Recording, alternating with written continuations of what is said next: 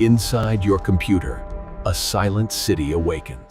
Cyber নিরাপত্তা পরীক্ষার সময় অন্য একটি কোম্পানির সিস্টেমে ঢুকে পড়েছে ফেসবুক ও ইনস্টাগ্রামের মূল প্রতিষ্ঠান মেটার একটি এআই মডেল। সিএনএন-এর এক প্রতিবেদনে বলা হয়েছে, মেটার মিউজ স্পার্ক নামের এআই মডেলটি পরীক্ষার সময় একটি নিরাপত্তা দুর্বলতা কাজে লাগিয়ে অন্য একটি কোম্পানির সিস্টেমে প্রবেশ করে। মেটার এক মুখপাত্র সিএনএনকে জানান, পরীক্ষার পরিবেশে ভুল কনফিগারেশনের কারণে মডেলটি অনিচ্ছাকৃতভাবে ইন্টারনেটে প্রবেশের সুযোগ পায়। এরপর মডেলটি অন্য কোম্পানির সিস্টেমে থাকা একটি নিরাপত্তা দুর্বলতা কাজে লাগায়। দি ইনফরমেশনের প্রতিবেদন অনুযায়ী, সিস্টেমে প্রবেশের পর অভ্যন্তরীণ কিছু পরিবর্তনও করেছিল মেটার এআই মডেলটি। তবে কোন কোম্পানি আক্রান্ত হয়েছে তা প্রকাশ করা হয়নি।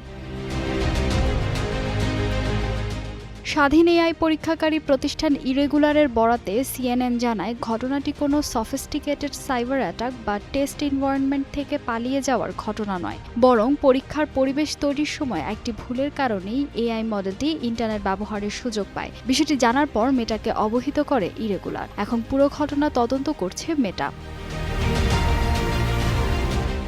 তবে ঘটনাটি একেবারে বিচ্ছিন্ন নয়। সিএনএন-এর প্রতিবেদনে বলা হয়েছে, গত কয়েক সপ্তাহে মেটা তৃতীয় বড় এআই প্রতিষ্ঠান হিসেবে এমন ঘটনার কথা স্বীকার করেছে। এর আগে ওপেন এআই ও অ্যান্থ্রপিকের এআই মডেলও সাইবার নিরাপত্তা পরীক্ষার সময় অন্য প্রতিষ্ঠানের সিস্টেমে প্রবেশ করেছিল। অ্যান্থ্রপিকের ক্ষেত্রে তাদের মডেল 3টি ভিন্ন প্রতিষ্ঠানের সিস্টেমে ঢুকে পড়ার ঘটনাও প্রকাশ্যে আসে।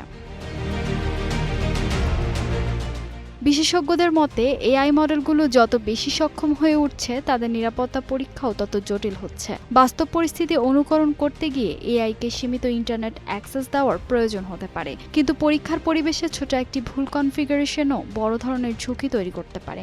ফলে এআই এজেন্টের সক্ষমতা বাড়ার পাশাপাশি তাদের নিয়ন্ত্রণ ও নিরাপত্তা নিশ্চিত করাও এখন বড় চ্যালেঞ্জ হয়ে উঠছে। ফাহিমা সুরভি, নিউজ ডেস্ক, গ্লোবাল টেলিভিশন।